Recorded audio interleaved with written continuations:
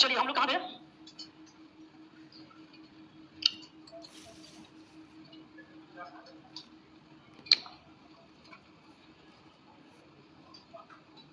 असावत्य कला हम लोग कंप्लीट हो चुका था। देखिए नोट्स मैंने जो दिया है,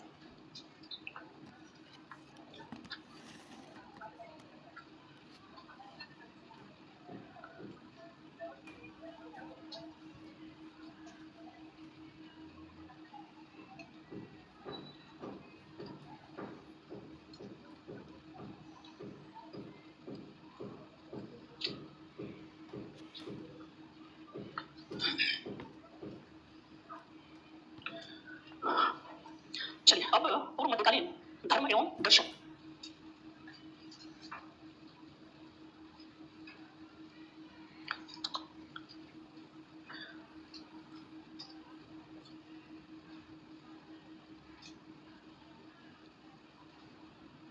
और पूर्व मध्यकालीन अगर धर्म की बात करें तो नोट्स में मैंने धर्म दिया है ना, कि इस समय रिलीजन के संदर्भ में कुछ नहीं, जो पहले से हिंदुइज्म चल रहा था, बुद्धिज्म चल रहा था, जैनिज्म चल रहा था, उसी में एक परिवर्तन की बात यहाँ पे की। और बात ये हुआ कि जैसे हमने मौर्योत्तर काल में वैष्णविज्म की संकल्पना देखी थी, बुद्ध काल में इंडिया है, तो यहाँ पे शैविज्म भी सामने दिखाई देगा। और शैविज्म में भी कई सारे पार्ट हैं, जैसे पाशुपत संप्रदाय है ना, तो मैंने यहाँ पे दिया है। और बुद्धिज्म जैनिज्म भी चल रहा है, थोड़ा सा परिवर्तन होकर साथ चल रहा है, यानी इस समय जैन और बौद्ध धर्म में डिक्लाइन के संकेत दिखाई दे रहा है। तो ये आपका रिलीजन के संदर्भ में यहाँ पे दिया हुआ है। उसके बाद में दर्शन में, इसमें मैंने बहुत सारे दर्शन दिए हैं, उन सारे दर्शनों पे फोकस नहीं करना है। जो सबसे इंपॉर्टेंट आपके लिए बनता है, जो पीटी के लिए अगर देखें तो एक लास्ट में मैंने एक बॉक्स बनाया है ना, जिसमें कौन सा दर्शन किसने दिया, जिसने प्रतिपादित किया, वो सब आपको दिख रहा होगा।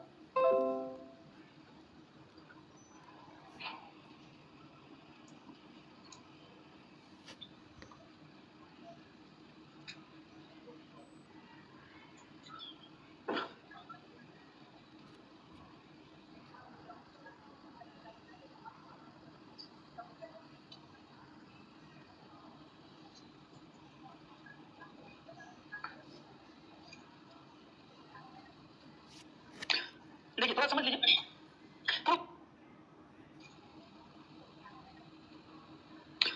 देखिए थोड़ा समझ लीजिए। पूर्व मध्यकाल में ब्राह्मण धर्म, अगर हम देखें तीन धर्म है, ब्राह्मण धर्म, जैन धर्म और बौद्ध धर्म। और ब्राह्मण धर्म की बात जब हम करते हैं तो इसमें शैविज्म, वैष्णविज्म और शाक्त आदि संप्रदाय पड़ते होते हैं। लेकिन जैन और बौद्ध धर्म में भी में इसमें किस समय गिरावट आई, और मूलतः बुद्धिज्म में। ठीक है, क्यों भाई? क्योंकि मौर्योत्तर काल से ही आपको याद है कि जैसे शुंग वंश की स्थापना होती है, इस समय मैक्सिमम जो डायनेस्टियां स्थापित हुई है, सब ब्राह्मणिज्म को सपोर्ट करती थी। शुंग काल को देखिएगा, प्रणव काल को देखिएगा, सातवाहन देखिएगा, ये सब कौन से ब्राह्मण वंशी थे, और ये अपने आप को प्योर ब्राह्मण कहते थे। तो इन लोगों ने एक तरह से इसी समय कहा जाता है कि हिंदुइज्म का पुनरुत्थान हो रहा है मौर्योत्तर काल में। हाँ, या तो मौर्योत्तर काल और बुद्ध काल के शासकों ने ऐसा नहीं किया कि हिंदुइज्म को संरक्षण दिया और बुद्धिज्म जैनिज्म को एकदम बर्बाद करने का प्रयास किया, ऐसा बिल्कुल नहीं था। इनको अपने हाल पे छोड़ दिया, अपने हिसाब से जितना डेवलपमेंट किया उतना डेवलपमेंट हुआ, यानी किसी ने इनको दबाने का कोई प्रयास नहीं किया। इसलिए विकास तो हुआ, लेकिन पहले की अपेक्षा कम हुआ। और पहले की अपेक्षा हिंदुइज्म में डेवलपमेंट ज्यादा हुआ, जैनिज्म बुद्धिज्म में कम हुआ। ये वही सब समय है जब बुद्धिज्म में बहुत सारी कुरीतियां भी सामने आ गई, तो इसलिए भी इसका एक डिक्लाइन होगा। तो इस समय तक आते आते बुद्धिज्म और जैनिज्म में डिक्लाइन दिखाई देता है, लेकिन हिंदुइज्म में उत्थान दिखाई देता है। इस समय भक्ति की संकल्पना पे ज्यादा फोकस किया गया, और इसी भक्ति के संदर्भ में वैष्णविज्म का आगमन हुआ था, है ना, जिसमें नारायण की हमने बात की थी, भगवान विष्णु की बात की थी, वासुदेव की बात की थी, जो आपस में सब जुड़े। लोकल देवी देवता भी यहाँ पे मेन गॉड के साथ जुड़ गए। तो भक्ति की परंपरा यहाँ से एक तरह से डेवलप हुई मौर्योत्तर काल से। इस समय आते आते फिर आप देखिए, जैसे वैष्णविज्म चल रहा था, उसी तरह से शैविज्म भी आ जाएगा।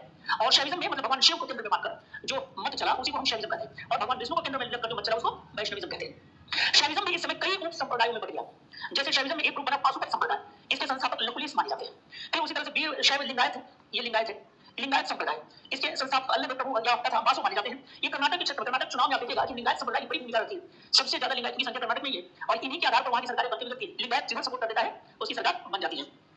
ये उत्कर्ष संप्रदाय था जो जाति पाति छुआछूत ऊंच नीच आदि का विरोध तथा महिला आदि की बात करता था। मैं पहले आपको बताया था कि जब भक्ति की संकल्पना होगी और भक्ति की बात करेंगे ना, यहाँ पे ऊंच नीच जाति पाति ये सब कुछ भी नहीं होता, है ना, क्योंकि वो ईश्वर को अगाध रूप से प्रेम करता है। और जो ईश्वर को प्रेम करेगा तो ईश्वर की बनाई हुई हर एक चीज से प्रेम करेगा।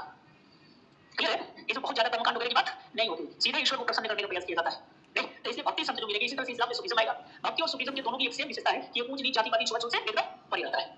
इसमें ये सब समस्याएं नहीं दिखाई देती। इसी कारण देखा, जितने भक्ति संत देखिएगा, महिलाओं की सपोर्ट की बात करेंगे, महिलाओं की शिक्षा की बात करेंगे, महिलाओं की आजादी की बात करेंगे, निम्न वर्गीय लोगों की समानता की बात करेंगे, ऊंच नीच का विरोध करेंगे, छुआछूत का विरोध करेंगे, सभी भक्ति संत। कोई आपको ऐसा भक्ति संत नहीं मिलेगा जो इन सब चीजों का, इन कुरीतियों का सपोर्ट करेगा। इसलिए सच पूछा जाए तो इस समय हिंदुइज्म को सबसे ज्यादा लोकप्रियता दिलाने में जो काम किया, वो बेसिकली भक्ति ने काम किया। क्लियर बात? इससे लोग क्या हुआ, सामान्य लोग जो अब तक हिंदुइज्म से नहीं जुड़ पा रहे थे कि आप मंदिर नहीं जाएंगे, आप यहाँ नहीं जाएंगे, वहां नहीं जाएंगे, यहाँ से क्या हुआ कि वो सब जुड़ना शुरू किए, क्योंकि ये भेदभाव किया ही नहीं। क्लियर बात? तो ये इनकी एक सबसे बड़ी विशेषता थी। कन्नड़ भाषा, लोकल लैंग्वेज पे लोग ज्यादा बोल देते थे। देखिए इससे पहले आप अगर वैदिक धर्म की बात करें, वैदिक धर्म में संस्कृत की सबसे ज्यादा प्रमुखता होगी, और इस समय रिलीजन को और लोकप्रिय बनाने का सबसे बड़ा काम ये किया कि भक्ति संतों ने जहां के थे वही के लैंग्वेज का प्रयोग करने का प्रयास किया। जैसे कर्नाटक के थे तो कन्नड़ भाषा का इस्तेमाल किया। जैसे आप इधर देखिए उत्तर भारत में कवि हो गए का नाम आप लोगों ने सुना होगा, सब लोकल लैंग्वेज का इस्तेमाल कर रहे हैं। तो लोकल भाषा का इस्तेमाल करेंगे तो इसलिए धर्मों को सूझबूझ समझ ज्यादा बेहतर होगी, तो इसलिए निश्चित रूप से इनकी लोकप्रियता तो मिलेगी। नाथपंथी आंदोलन भी चला, इसी में शैविज्म का ही एक पार्ट है नाथपंथी, और शिव का एक अन्य नाम नाथ मिलता है। भोलेनाथ अक्सर आप लोग देखे होंगे कहते हैं, तो नाथ का मतलब स्वामी होता है, भगवान होता है। तो इसी कारण शिव को एक अन्य नाम नाथ मिला और इसी से बन गया नाथ संप्रदाय। नौ नाथों की संकल्पना की जिसमें शिव भी एक नाथ है और मच्छिंद्रनाथ और गोरखनाथ सबसे ज्यादा फेमस नाथ है ये गोरखनाथ, जिनके नाम पे गोरखपुर शहर है। तो गोरखनाथ मंदिर भी है वहां पे बड़ा फेमस। नाथ अपने शरीर पर भस्म लपेटते थे, भस्म लपेटे रहते थे और यौगिक क्रियाकलाप को श्वास अभ्यास कर देते थे। नाथों का सूफियों से निकट संबंध था, सूफीवाद पर नाथों की व्यवहार में प्रभाव पड़ा। जैसे कहा जाता है कि सूफीज्म हिंदुइज्म से जो प्रभावित हुआ वो बेसिकली इसी नाथ संप्रदाय से प्रभावित हुआ, इनका प्रभाव उनके ऊपर है। तो सूफीज्म में नाथ का प्रभाव दिखाई देता है। जैसे सूफीज्म में एक संत है निजामुद्दीन औलिया, दिल्ली के सूफी संत है निजामुद्दीन औलिया भी इन्हीं नाथ योगियों की तरह श्वास अभ्यास किया करते थे, योग क्रियाओं पर बल दिया करते थे। इसलिए कहते हैं कि सूफीज्म पर भक्तिज्म का प्रभाव दिखाई देता है। इसी कारण निजामुद्दीन औलिया को बेसिकली सिद्ध योगी भी कहा जाता है, सिद्ध योगी।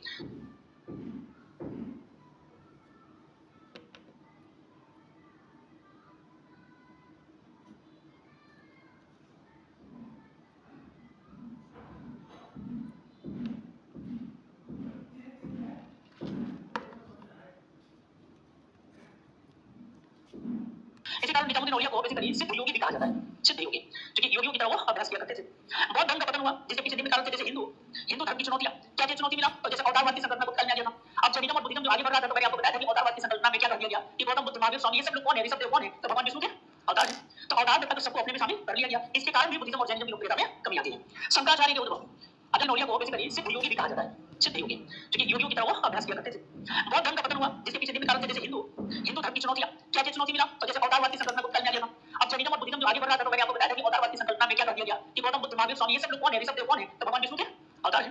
तो अवतार तक सबको अपने में शामिल कर लिया गया। इसके कारण भी बुद्धिज्म और जैनिज्म की लोकप्रियता में कमी आती है। शंकराचार्य के उद्भव, अत्यंत इसी समय 8वीं सदी में शंकराचार्य जी आते हैं और उन्होंने खूब वेदों का अध्ययन किया, उपनिषदों का अध्ययन किया और उन्हीं का एक दर्शन है अद्वैतवाद, जो ईश्वर दो नहीं है और द्वैतवाद की संकल्पना देते हुए शानदार संकल्पना, और उन्हीं को आगे भी लोगों ने बहुत सारा बताया जिसको हम शरद दर्शन के नाम से जब अभी देखेंगे थोड़ी देर में शरद दर्शन को।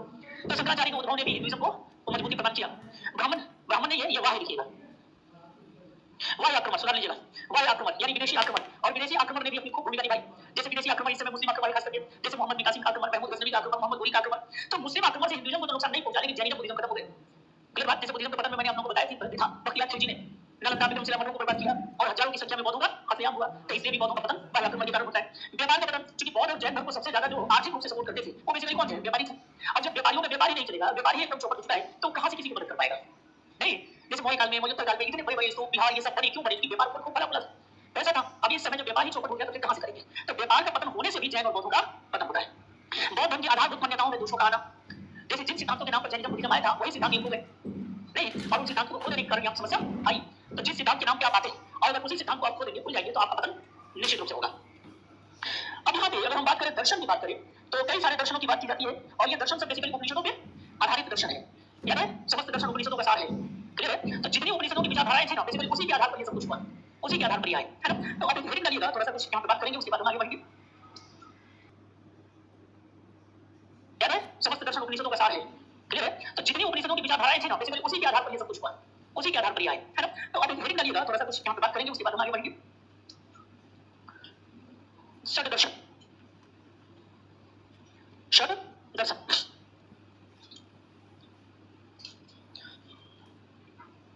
षड का मतलब छह दर्शन,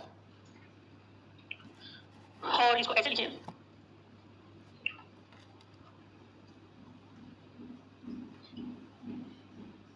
आपको याद है दो विचारधाराएं मौजूद थी, ये मैंने जब वैदिक काल पढ़ा था उस समय भी मैंने बताया था, आस्तिक और नास्तिका, याद है। तो दो विचारधाराएं यहाँ पे मौजूद थी, एक को हम लोगों ने कहा था आस्तिका और दूसरे को नास्तिका। आस्तिक और नास्तिक विचारधारा। आस्तिक विचारधारा को रूढ़िवादी विचारधारा कहा गया, ऑर्थोडॉक्स, और नास्तिक को नॉन ऑर्थोडॉक्स यानी गैर रूढ़िवादी विचारधारा कहा गया था। आस्तिक धर्म की कुछ विशेषताएं थी, जैसे ये क्या करता था, वेदों की सर्वोच्चता में विश्वास करता था, याद है ना, कुछ सब वही सेम है। वेदों की सर्वोच्चता में विश्वास करता था, ब्राह्मणों की सर्वोच्चता में विश्वास करता था। ईश्वर के बारे में क्या इसका मतलब करता था, ईश्वर को मानता था या नहीं मानता था, मानता था, ईश्वर को स्वीकार करता था। इन्हीं सब कारणों से इसको हम लोगों ने आस्तिक विचारधारा या रूढ़िवादी विचारधारा कहा गया था। इधर नास्तिक में हमने एक बात देखी थी कि वेदों की सर्वोच्चता को नहीं मान रहा था, ब्राह्मणों की सर्वोच्चता को नहीं मान रहा था, ईश्वर को ये मान भी सकता है और नहीं भी मान सकता है, यह संस है, कुछ कहा नहीं जा सकता, है ना, कुछ कहा नहीं जा सकता। जैसे बुद्ध ने भी कभी इस पे विचार ही नहीं किया। बुद्ध को क्या कहा जाता है, बुद्धिज्म को नास्तिक विचारधारा, गैर रूढ़िवादी। इनसे पूछा गया ईश्वर के बारे में तो हमेशा चुप रहे, ना इन्होंने ये कहा कि ईश्वर होता है, ना इन्होंने ये कहा कि ईश्वर नहीं होता है। तो नास्तिक संप्रदाय के लोग ईश्वर को नहीं भी मान सकते हैं, मान भी सकते हैं और संशय में भी रख सकते हैं कि इसके बारे में कुछ कहा नहीं जा सकता। क्लियर बात। धाराओं पे अगर यहाँ पे अगर हमने कहा और यहाँ पे इन दोनों में एक अंतर होगा कि नास्तिक संप्रदाय के अनुसार अगर पूछा जाए कि यहाँ भी मोक्ष है, मोक्ष की प्राप्ति करनी है ना, बुद्धिज्म जैनिज्म में भी मोक्ष की प्राप्ति करनी थी, और मोक्ष की प्राप्ति मतलब क्या है कि जन्म और पुनर्जन्म से छुटकारा, और इसकी छुटकारा पाने के लिए क्या करना होगा, तृष्णाओं का पतन या समाप्त करना। और तृष्णाओं का पतन करने के संदर्भ में बुद्धिज्म में हमने देखा कि अष्टांगिक मार्ग या फिर बोधिसत्व, याद है, और जैनिज्म में आएंगे तो पंच महाव्रत, त्रिरत्न और पंच महाव्रत, ये तो पता है ना, ये पता चुका। तो इसका पालन करेंगे तो आपको मोक्ष की प्राप्ति हो जाएगी। लेकिन जब यहाँ पे आस्तिक संप्रदाय की बात हमने किया तो यहाँ भी मोक्ष प्राप्ति किसी की जरूरत है हमें। मोक्ष प्राप्ति के 6 मार्ग बताए गए, 6 मार्ग बताए गए, और इन्हीं 6 मार्गों को षड दर्शन के नाम से जानते हैं। ये बात पौराणिक हिंदू धर्म में बाद वाले में, मैंने गुप्त काल के बाद वाला उसको पौराणिक हिंदू धर्म कहा जाता है, और वैदिक वाले को वैदिक धर्म कहा जाता है, क्योंकि वहां कर्मकांडों की प्रधानता थी और यहाँ पे भक्ति की प्रधानता है, इसी कारण इसको पौराणिक धर्म कहते हैं। तो यहाँ पे षड दर्शन और षड दर्शन का संकल्प यानी 6 मार्ग बताए गए, और वही 6 मार्ग आपका षड दर्शन के नाम से जाने जाते हैं। अब षड दर्शन यहाँ पे मूल रूप से 5 एक न्याय है, एक आपका न्याय है, दूसरा वैशेषिक है, तीसरा सांख्य है, चौथा योग है, और पांचवा जो मीमांसा है ना, मीमांसा 2 पार्ट है, पूर्व मीमांसा और उत्तर मीमांसा। तो कुछ लोग मीमांसा नहीं लिखते, 5 नंबर पर लिख देंगे पूर्व मीमांसा और 6 नंबर पर लिख देंगे उत्तर मीमांसा। इसी कारण बेसिकली ये 6 मत है, क्लियर बात। और 6 मत है तो 6 यहाँ पे मुनि भी है जिन लोगों ने इसको प्रतिपादित किया। जैसे एक तो पीजी में क्वेश्चन यही बन जाता है कि न्याय का गौतम मुनि है, वैशेषिक का कनाद है, सांख्य का कपिल है, योग का पतंजलि है, पूर्व मीमांसा का जैमिनी है, और उत्तर मीमांसा का बादरायण है, क्लियर है। तो यहाँ पे इसको याद रखिएगा कि ये आपको 6 ऋषियों का नाम याद रखना होगा। अब हमें जिसकी बात करनी है वो बेसिकली इसके बारे में बात करनी है ना, उत्तर मीमांसा, क्योंकि यही समझने वाली है, इसी में शंकराचार्य आने वाले हैं, क्लियर है। तो यहाँ पे हम लोग षड दर्शन में वेदांत, षड दर्शन में वेदांत दर्शन की बात करेंगे। और वेदांत मतलब क्या होता है, वेदांत का मतलब वेदों का अंत होता है, वेदांत का मतलब वेदों का अंत, यानी वैदिक जो ज्ञान था उसका अंतिम है ये। इसी कारण वेदांत उपनिषद को भी कहा जाता है, उपनिषद को भी क्या कहा जाता है, वेदांत कहा जाता है, क्योंकि वही तो ज्ञान है, षड दर्शन वही उपनिषद ज्ञान है।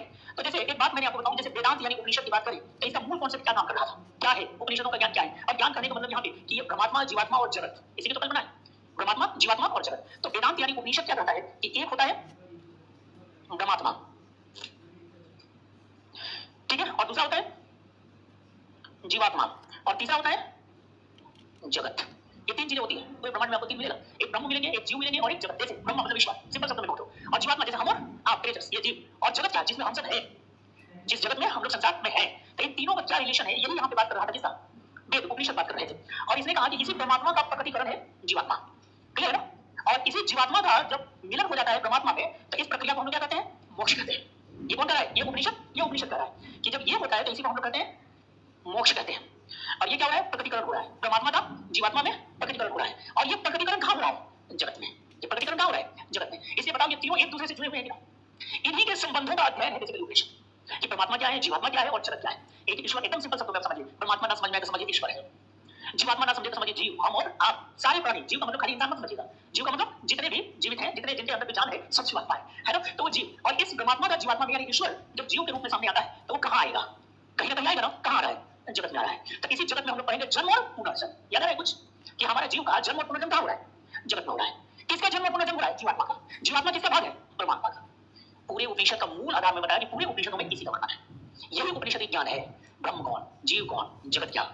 अब इसी को, इसी 3 शब्दों के अध्ययन करने के लिए कई सारे आचार्यों ने, जैसे सबसे पहली बात इसकी शुरुआत माना जाता है वो आदिगुरु शंकराचार्य है, क्लियर है, जिन्होंने द्वैतवाद की संकल्पना दी। नाम से क्लियर है, द्वैत, सॉरी अद्वैत।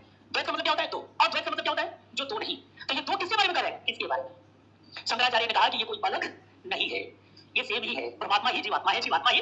आप देखो सुनो, यहाँ कोई दिमाग मत लगाना, क्योंकि विज्ञान नहीं है, ये विचार है, समझ रहे ना, ये दर्शन है, ये फिलॉसफी है। जब दर्शन को प्रामाणिकता प्राप्त होता है ना, तब ये सिद्धांत बनता है, समझ रहे ना। किसी भी दर्शन जब उसको प्रामाणिकता प्राप्त हो जाएगी कि पक्का यही है, तभी वो सिद्धांत बनता है। तो ये सिद्धांत नहीं है, ये क्या है, दर्शन है। जिसका दर्शन वही समझाए, आपको मानने के अलावा दूसरा कोई विकल्प नहीं है, क्लियर है। आपको मानना ही पड़ेगा, नहीं तो भागना पड़ेगा, तभी तो इसमें परिवर्तन आ जाएगा। शंकराचार्य ने कहा कि अद्वैत, फिर आएंगे और कहेंगे कि देखो द्वैत है मतलब ईश्वर दो है, उनका अपना विचार है। एक कह रहा ईश्वर दो है ही नहीं, उसका अपना विचार है। एक कह रहा ईश्वर दो है, उसका अपना विचार है। एक कह रहा ईश्वर दो भी है, एक भी है, उसका अपना विचार है। एक कह रहा दो है और दोनों में भेद है, उसका अपना विचार है। समझ रहे हो ना, तो ये दर्शन है। इसलिए दर्शन में जो कह रहा है सिर्फ उसी को समझना है, अपना फालतू का दिमाग नहीं लगाना है। शंकराचार्य ने कहा कि अद्वैत है, मान लीजिए कहा अद्वैत है, ज्यादा दिमाग लगाएंगे तो रामानुजाचार्य बन जाएंगे। रामानुजाचार्य आएंगे कहेंगे कि ना एक ही है ना। और कहा कि उसमें लेकिन एक अंतर है, दोनों एक ही तो है, लेकिन एक जो है ना थोड़ा विशिष्ट है, तो फिर विशिष्ट करना जाएगा, विशेष कर देगा क्या मानते हैं जीवात्मा परमात्मा दोनों एक है, लेकिन ईश्वर थोड़ा श्रेष्ठ है। तो श्रेष्ठ है तो क्या हो गया, विशिष्ट है, विशेष है तो विशिष्टाद्वैत आ जाएगा। क्लियर बात? जैसे हम लोग अक्सर कहते हैं कि हर जगह ईश्वर विद्यमान है, अब प्रूफ मांगोगे तो नहीं मिलेगा। और आप मानते हो, ये पूरी दुनिया मानती है कि हर जगह ईश्वर विद्यमान है, मानते हो ना? लेकिन आपको यह कोई दिखाओ कहाँ ईश्वर, तो बड़ा मुश्किल है नहीं। तो आप जिसको एक साथ ईश्वर का साक्षात्कार हुआ है वही बता सकता है, और वो बता सकता है तो फिर आपको पास में मानने का कोई, मानने के अलावा दूसरा कोई विकल्प ही नहीं।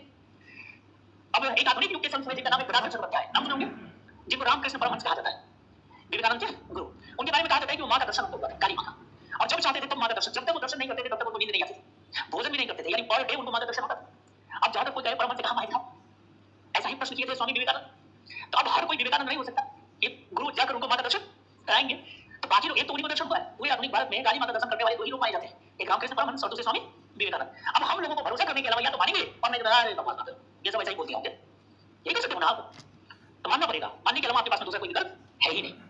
टीवी पर बहुत सारे बाबाओं को देखते हो ना, और बाबा लोग आजकल तो इतने खतरनाक खतरनाक बाबा है, पूरा साइंस फेल कर दिया है ना, यहीं पर आते हैं, यहीं से मंत्र मारते हैं और उसकी बीमारी ठीक हो जाए। देखिए होगी ना, वो भाई साहब ऑर्गन वगैरह सब जोड़ दे रहे हैं, है ना, ऑपरेशन भी कर दे रहे हैं, है ना, और सेकंड लग रहा है सारा डॉक्टर, मतलब आप मत कर लेना चाहिए डॉक्टर नहीं। तो अब इसमें आपके पास में भरोसा है, आस्था है तो मानना है, और नहीं तो वहां से भाग जाना है, वहां पे प्रश्न भी नहीं उठाएंगे, नहीं तो बहुत मार खाए जाएंगे। एक करौली सरकार किया गया था ना, एक डॉक्टर क्या था, बहुत मारा था, उसने जाकर प्रश्न उठा दिया था, कानपुर वाले करौली सरकार, सुने आप, ये लोग काली काली के मोटे लंबे चौड़े हैं, देखिए होगा ना तुम लोग, फेसबुक पे आते रहता है सोशल मीडिया, करौली सरकार कानपुर, पता चला कि 4-5 साल जेल में रह रहा है, अपने पूरे रिश्तेदारों की जमीन हड़प लिए थे, उस मामले में केस में चले गए जेल में उनको अटैक हो गया और बाबा बन गए। और मतलब खतरा कर रहे कि तू एपिसोड दिखाओ, इसलिए मैं आप लोगों से चर्चा करता रहा हूँ। एक बार एक आदमी को भूत पकड़ लिया, तो उन्होंने जानते हो क्या बोला, अच्छा ये जानते हो कौन है, कौन है, अश्वत्थामा की आत्मा है, अश्वत्थामा की आत्मा भटक रही है। हाँ, अश्वत्थामा महाभारत वाला, और ऐसे महाभारत पढ़ेंगे तो आपको पता चला कि अश्वत्थामा को मोक्ष प्राप्त नहीं हुआ है, भगवान कृष्ण के साथ मोक्ष उसको श्राप है, मोक्ष प्राप्त नहीं हुआ है, तो उसकी आत्मा भटकती रहती है, ऐसा कहा जाता है। और वो आत्मा आ गया एक आदमी को पकड़, तो उन्होंने अश्वत्थामा को मोक्ष दिला दिया, जब भगवान कृष्ण का श्राप था और नहीं मिला, और इन्होंने मोक्ष दिला दिया। और एक तो मैं एकदम पागल सा हो गया जब मैंने सुना, एक आदमी आता है पेट दर्द कर रहा है और खूब लेवल कर रहा है, खूब चिल्ला रहा है, खूब चिल्ला रहा है, तो ये देखते हैं आंख बंद करके और बोलते हैं कि इसके पूर्वजों ने इसके शरीर के सारे अंग निकाल लिए हैं, और तब वो आदेश देते हैं अपने मने दूध को, और मंत्र उच्चारण करते हैं और कहते हैं कि इसके पूर्वजों से इसका किडनी लगाया जाए, हाँ लाइए लाइए जो ये किडनी को स्थान पर किडनी को जोड़ा जाए, समझ गए, और उसके बाद में हर बात में बोलते हैं शिव, किडनी को जोड़ा जाए शिव, इसका लिवर लाया जाए शिव, तो मैंने 1 मिनट लगा सारे ऑर्गन जुट गए। अब ये तो इसीलिए मैं आपको समझाने को बता रहा कि ये सब रहस्यात्मक बातें होती हैं, और इन सब बातों का कोई हाथ पैर नहीं होता, या तो आप भरोसा करेंगे और नहीं तो अब इसमें लॉजिक खोजोगे ना तो नहीं मिलेगा, यहाँ पे लॉजिक कुछ होता नहीं है, बस समझ है ना। तो यहाँ पे अब ये जो वेदांत, जो यहाँ पे हमने वेदांत देखा और दर्शन की बात, और जो उपनिषदों में बात की जाती है वो बेसिकली ये बात की जाती है। अब इसी वेदांत में हम लोग एक एक करके देखेंगे, और सबसे पहला दर्शन आता है जिसे हम लोग कहते हैं अद्वैतवाद, इसमें किसने दिया, आदि गुरु शंकराचार्य। तो हेडिंग डालिए, या एक बात, अच्छा ठीक है ये तो हम समझाएंगे, इसको लिखने की जरूरत नहीं है ना, इसमें अगर पूछा जाए आप लोगों से कि षड दर्शन में हम लोगों को क्या अध्ययन करना है, तो परमात्मा, जीवात्मा, मोक्ष, जगत, यही सब विषय है ना। अब यहाँ पे एक एक करके यहाँ पे हम लोग देखें, जैसे वेदांत दर्शन में सबसे पहले ऐसे बना लीजिए, वेदांत दर्शन, अद्वैत, अद्वैत वेदांत, फिर देखेंगे विशिष्ट अद्वैत, विशिष्ट अद्वैत, द्वैत, द्वैत अद्वैत, द्वैत अद्वैत, या इसी को भेद अभेद, भेद अभेद, अद्वैत आदि गुरु शंकराचार्य,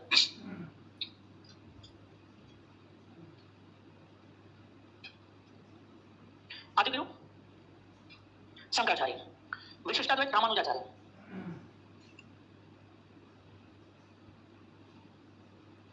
रामानुजाचार्य, द्वैत माधवाचार्य, और द्वैत अद्वैत निम्बार्काचार्य, निम्बार्काचार्य, अद्वैत, विशिष्ट अद्वैत, द्वैत, द्वैत अद्वैत, निम्बार्काचार्य, निम्बार्काचार्य, अच्छा चार्य, निम्बार्काचार्य। अब थोड़ा सा शंकराचार्य के बारे में लिखते हुए फिर इनके विचारों पे आएंगे, लिखिए तो 2-3 पॉइंट पहले इनकी बेसिक इन्फॉर्मेशन। आदि गुरु शंकराचार्य का जन्म केरल के कलादी गांव में हुआ था, केरल के कलादी गांव में हुआ था, वे जाति से नंबूदरी ब्राह्मण थे, नंबूदरी ब्राह्मण थे, वे जाति से नंबूदरी ब्राह्मण थे। वे एक प्रखर दार्शनिक हुए, वे एक प्रखर दार्शनिक हुए तथा 9वीं सदी में हिंदू धर्म के उत्थान में, तथा 9वीं सदी में हिंदू धर्म के उत्थान में शानदार भूमिका निभाई, शानदार भूमिका निभाई।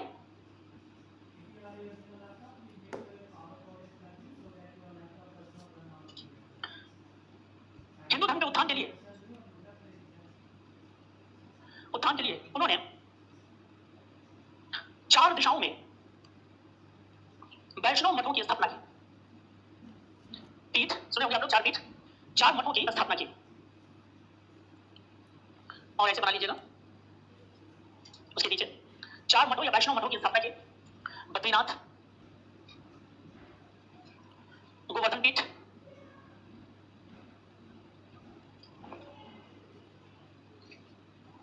श्रृंगेरी शारदा पीठ,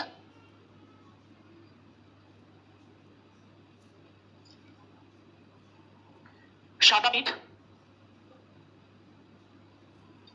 शारदा पीठ द्वारिका गुजरात में,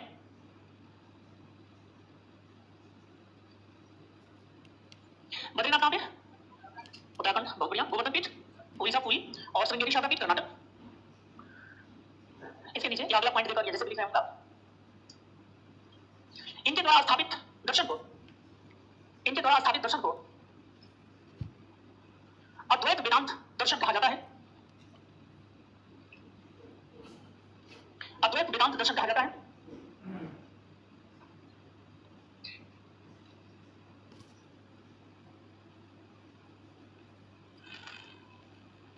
अद्वैत वेदांत कहा जाता है। इस दर्शन के अनुसार ब्रह्मात्मा और जीवात्मा में, ब्रह्मात्मा और जीवात्मा में कोई मूलभूत अंतर नहीं है। ब्रह्मात्मा और जीवात्मा में कोई मूलभूत अंतर नहीं है, अर्थात दोनों एक ही हैं, अर्थात दोनों एक ही हैं।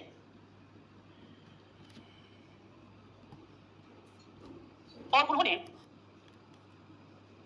मोक्ष प्राप्ति के लिए ज्ञान पर जोर दिया, मोक्ष प्राप्ति के लिए ज्ञान पर जोर दिया।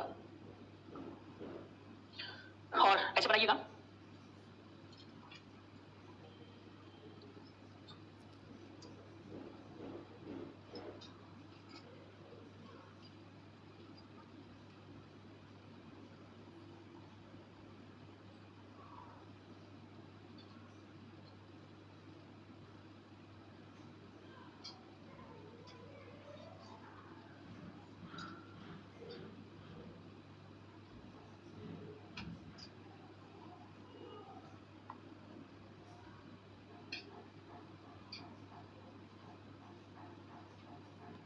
परमात्मा को इन्होंने परम सत्य कहा, और इसी का एक अंश है जीवात्मा, और फिर इस जीवात्मा अंश का विलय हो जाता है किसमें? परमात्मा में। तो इसको मोक्ष की संज्ञा दी जाती है, अर्थात जन्म एवं पुनर्जन्म से मुक्ति।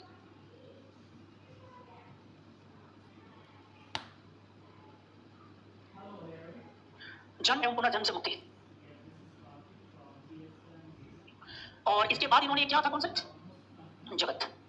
जगत को इन्होंने क्या कहा कि जगत सत्य व असत्य से परे, सत्य व असत्य से परे, या मिथ्या है। मिथ्या समझते हो क्या? ब्रह्म, तभी तो इनका सिद्धांत है ब्रह्म सत्यम जगत मिथ्या। क्या है? इन्होंने क्या कहा? ब्रह्म सत्यम जगत मिथ्या, कि ब्रह्म ही सत्य है और जगत मिथ्या है, ये सब मिथ्या है। रामानुजाचार्य आकर कहेंगे कि मिथ्या कैसे हो? बनाया किसने इसको? ब्रह्म ने, तो फिर मिथ्या कैसे हो? देखा कैसे चेंज हो जाएगा? इसलिए मैंने कहा कि ये सब विचार है, हम लोग इनके विचार पढ़ रहे हैं, और विचारों की एक बड़ी अच्छी खासियत होती है कि जो है उसको एज इट इज जाते हैं, उसमें आप अपना एनालिसिस मत लगाइएगा। दर्शन में थोड़ा सा भी दिमाग लगाओगे तो दर्शन पलट जाएगा। तो इन्होंने कहा कि जगत मिथ्या है, खूब बढ़िया से इन्होंने बताया, समझा दिया। रामानुजाचार्य आते हैं और कहते हैं कि वो तो हम सब समझ रहे हैं, लेकिन एक बात बताओ, ये आया कहां से? नहीं, जब आत्मा, ये जो जीव है, ब्रह्म का ही प्रतिकरण है, तो जीव यही आ रहा है, तो ये जो ब्रह्मांड देखने जो संसार है, वो आया कहां से? ऑटोमेटिक अपने से तो आया नहीं है, इसको बनाया किसने? वही परमात्मा। तो फिर ये मिथ्या कैसे हो सकता है? समझ में आ रही बात? इसमें उन्होंने प्रश्न उठा दिया, और प्रश्न उठाया और तभी कहा नहीं, विशिष्टाद्वैत, विशिष्टाद्वैत की जैसी बात की। फिर आगे वाला आएगा, उसमें भी प्रश्न उठाएंगे और वो भी एक नया विचार दे देंगे। फिर आगे वाले आएंगे, फिर थोड़ा सा चेंज करेंगे, नया विचार दे देंगे। बस ये ऐसे विचार देते रहिए और आपको ऐसे ही पता चला है। एग्जाम के लिए एग्जाम के लिए इसमें बहुत घुसने का प्रयास मत करना, याद रखना। नहीं तो ये सब ऐसी चीजें हैं कि अगर इसका थोड़ा सा भी असर हो गया ना दिमाग पे तो फिर आगे से भूल जाओगे। फिर उसके बाद में कहोगे ब्रह्म सत्यम जगत मिथ्या, क्या करेंगे आगे बनकर, है ना। जब एकमात्र शब्द ब्रह्म है तो भाई उसी की ओर लगो। ये सब भ्रम है, विकार है, मोह माया है, मिथ्या है। चलिए, विशिष्ट अद्वैत।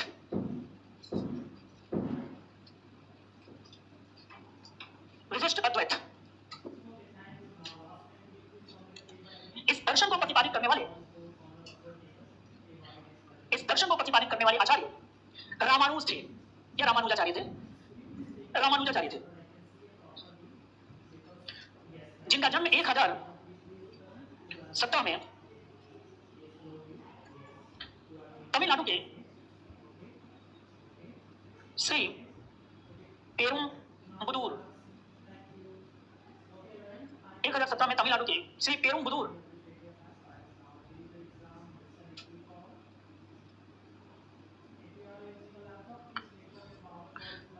में हुआ था। इन्होंने श्री वैष्णव संप्रदाय की स्थापना की थी। इन्होंने श्री वैष्णव संप्रदाय की स्थापना की थी।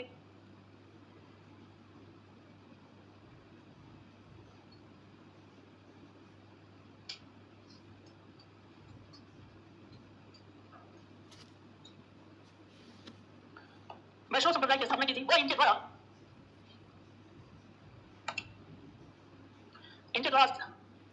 नहीं जन्म हुआ था। काट लीजिएगा अगर कहीं लिखा हो तो, श्रीरंगम में इनकी मृत्यु है। श्रीरंगम में इनकी मृत्यु है और पेरुम्बदूर में जन्म है। उन्होंने क्या लिखा था? उनके द्वारा प्रतिपादित दर्शन को विशिष्ट अद्वैतवाद कहा जाता है। इन्होंने आदि गुरु शंकराचार्य के ही दर्शन को आगे बढ़ाया। इन्होंने आदि गुरु शंकराचार्य के दर्शन को ही आगे बढ़ाया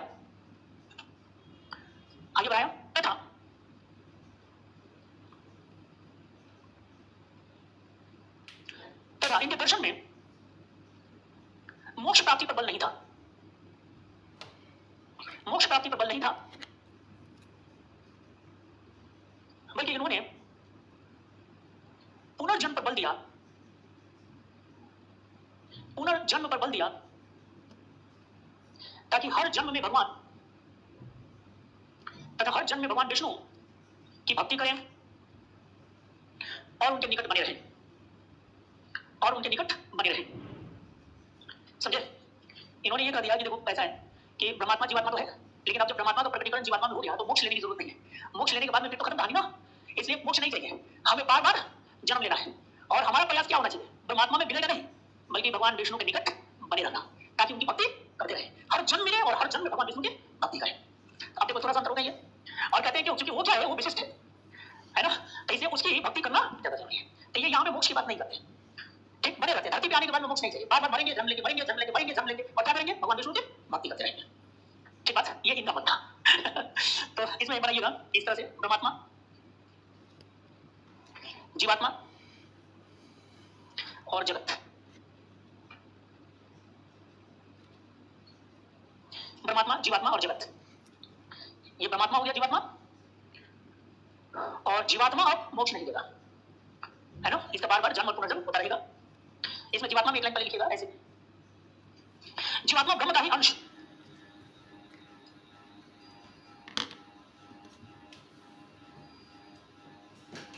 ब्रह्म का ही अंश, ब्रह्म का ही अंश, और ब्रह्म ही परम सत्य, ब्रह्म ही परम सत्य, परंतु मोक्ष प्राप्ति में रुचि नहीं।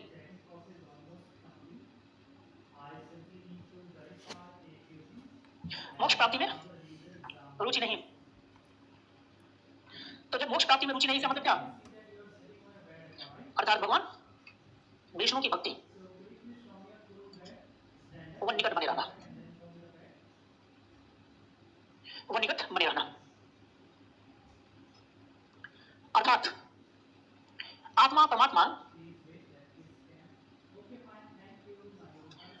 जगत सभी ब्रह्म का ही रूप है, सभी ब्रह्म का ही रूप है।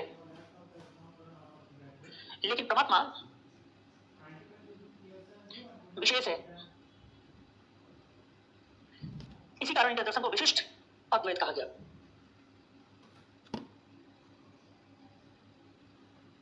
विशिष्ट अद्वैत कहा गया।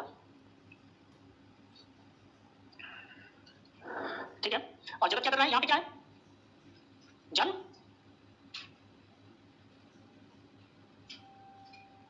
पुनर्जन्म होते रहेगा, यहां अनवरत जारी रहेगा।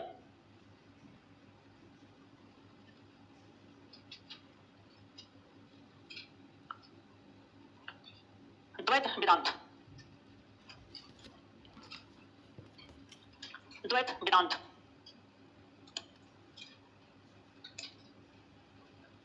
इस दर्शन का प्रतिपादन, इस दर्शन का प्रतिपादन माधवाचार्य ने किया।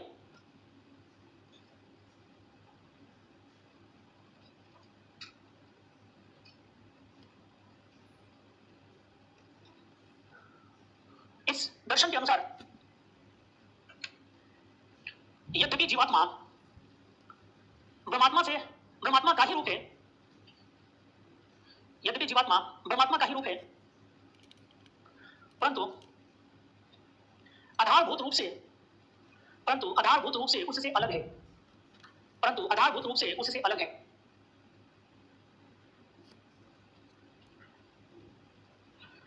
अलग है। और अलग है तो जैसे इन्होंने क्या कहा कि ये है परमात्मा, एकदम अलग अलग जैसे परमात्मा और जीवात्मा, ये पूरा हो गया परमात्मा और यहाँ पे अलग से जीवात्मा। दिख रहा है? जीव दिखा दोनों अलग है, परमात्मा अलग और जीवात्मा अलग है।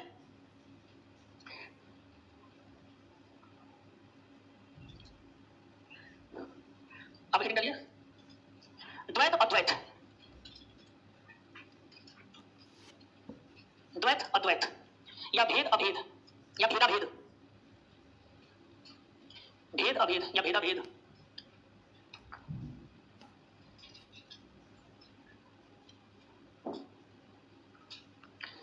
इस दर्शन का प्रतिपादन निम्बार्काचार्य द्वारा किया गया, निम्बार्काचार्य द्वारा किया गया। निम्बार्काचार्य द्वारा किया गया। निम्बार्काचार्य कर्नाटक के बेलारी क्षेत्र के रहने वाले थे।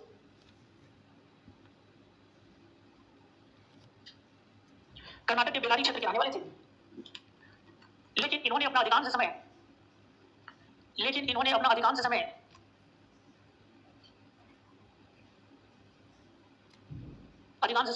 वृंदावन में बिताया।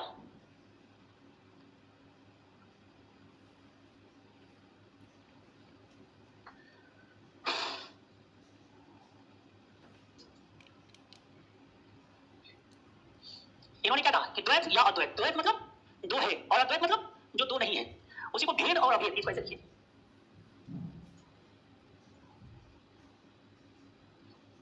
ब्रह्मात्मा एवं जीवात्मा में संबंध, ये क्या कहा? द्वैत। और दूसरा क्या कहा? अद्वैत। देखो ये यहाँ पे दर्शन, ये तो बड़ी मजेदार लगता है मुझे, दोनों ही एकदम सही दिखेगा आपको, द्वैत और अद्वैत। इसी द्वैत मतलब दो है ना, इसका मतलब कि भेद है, दोनों में भेद है ना, तभी तो अलग अलग है। द्वैत है, दो है, दो है मतलब अलग अलग है, मतलब भेद है। अद्वैत है मतलब अंतर नहीं है, अभेद है।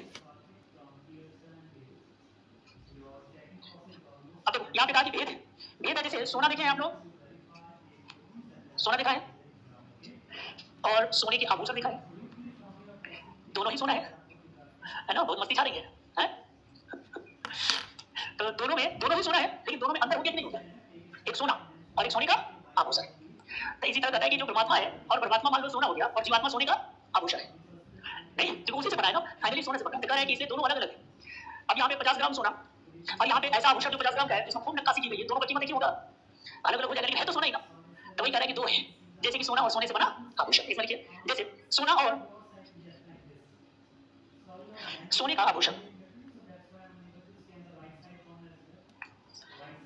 और कह रहा है कि भेद नहीं है, यानी अभेद है। तो अभेद है, कहा कि चाहे सोना का आभूषण और चाहे सोना हो, दोनों में तत्व तो एक ही है ना?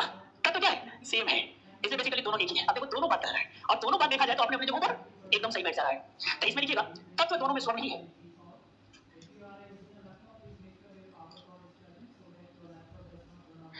तत्व दोनों में स्वर्ण ही है, अर्थात अभेद है। ठीक है, तो आप देखो दोनों सोना चाहिए, इन्होंने बड़ा बढ़िया से समझा दिया कि दोनों एक ही है और दोनों अलग अलग भी है। तो ऐसा ही परमात्मा और जीवात्मा, यानी पूरा कॉन्सेप्ट दर्शन था परमात्मा जीवात्मा, परमात्मा जीवात्मा जगत, परमात्मा जीवात्मा जगत, इसी पर टिका हुआ है। और ये पूरा का पूरा कहां से लिया गया? आपको उपनिषदों से लिया गया। समझ में आ रहा है? तुम्ही से पूछ रहा हूँ, इधर देखो, तुम्ही से पूछ रहा हूँ। वो जो क्वेश्चन याद है, एकदम समस्त भारतीय दर्शन का साथ उपनिषद ही है। तो आप जरा बताओ, इन 60 दर्शनों में या न्याय में या कपिल में या जितने भी 6 के 6 दर्शन है, सब में बातें क्या हो रही है? परमात्मा जीवात्मा जगत। और ये तीनों कौन से कहां का है? उपनिषद का है। तो जितने दर्शन निकलेंगे सब उपनिषदों से हो गया कि नहीं हो गया? इसलिए मैंने कहा था कि उसको रुक जाओगे दर्शन पढ़ाने में, तब वो क्वेश्चन आपसे बढ़िया से बन पाएगा, समझ में आ पाएगा, है ना? जब मैं आप लोगों को वेद पढ़ा रहा था उस समय क्वेश्चन लिखवाया था ना, एक क्वेश्चन मैंने लिखवाया था आप लोगों को कि समस्त दर्शनों का सार उपनिषद है। तो ये सब कुछ बेसिकली उपनिषदिक धारा ही है जो यहाँ तक आकर चला। ठीक बात? चलिए, मुझे पता नहीं कि दर्शन कितना समझाने में कामयाब रहा, क्योंकि दर्शन दर्शन होता है, समझ में आ गया होगा तो अच्छी बात, ना आ गया हो तो कोई बात नहीं, है ना? ये जरूर याद कर लेना, ये याद कर लेना किसका कौन सा है और किसने भाष्य भाष्य तो आया जाना है, लेकिन ये वाला दार्शनिक और संप्रदाय ये मैचिंग में आ जाता है, मैचिंग में आ जाएगा, ऐसे स्टेटमेंट बना देगा। उसके बावजूद भी मैंने सब पे थोड़ा बहुत लिख कर मैंने आपको दे दिया है, इसको एक बार पढ़ लेना। चलो, बहुत हो गया धर्म और दर्शन। अब थोड़ा सा इस समय की एक राजनीति की एक विशेषता है, और वो राजनीति में सामंतवादी को लास्ट में इसलिए कर रहा हूं कि यहीं से मेडिकल होगा पॉलिटिकली, है ना? इसलिए इसको लास्ट में रखा था। अब हेडिंग डालिए पूर्व मध्यकालीन राजनीति।